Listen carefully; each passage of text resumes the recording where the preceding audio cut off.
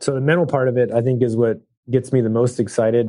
I think it's why a lot of people fly, is to get in that space where everything else melts away. A lot of it comes down to just practicing. So when I'm getting ready for racing, I'll do a lot of visualization.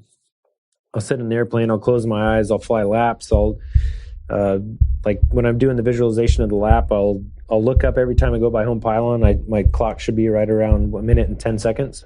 So I'll look at that and try to make sure my lap times are good. If I'm too slow, I'm looking at too much detail on the course. If I'm too fast, and when I look up at home pylon, then that means I'm not looking at enough detail. So do I have my turning points? Do I have my flow? Am I counting correctly? When I go between pylon 3 and 4, I need to be the third sheet over on the fence, and then I start my count: 1,001, 1,002, 1,003, start rolling into pylon 4, unload the airplane. So all that cadence, if I can do thousands and thousands of laps in the airplane.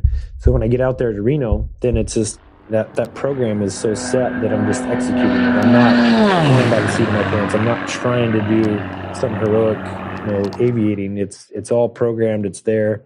I'm just doing my thing. And then you're managing very little, because you're only managing the anomalies.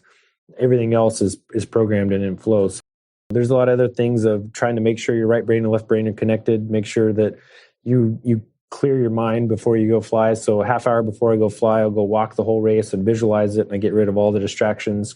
I can completely focus on what's happening, and then you just go execute. And when you're in that moment of execution and you're flying the plane, and there is no speed, there's the time dilations happen, everything's slowed down, you're completely immersed in that activity. And I think that state of consciousness is what I think that's what everybody chases in life.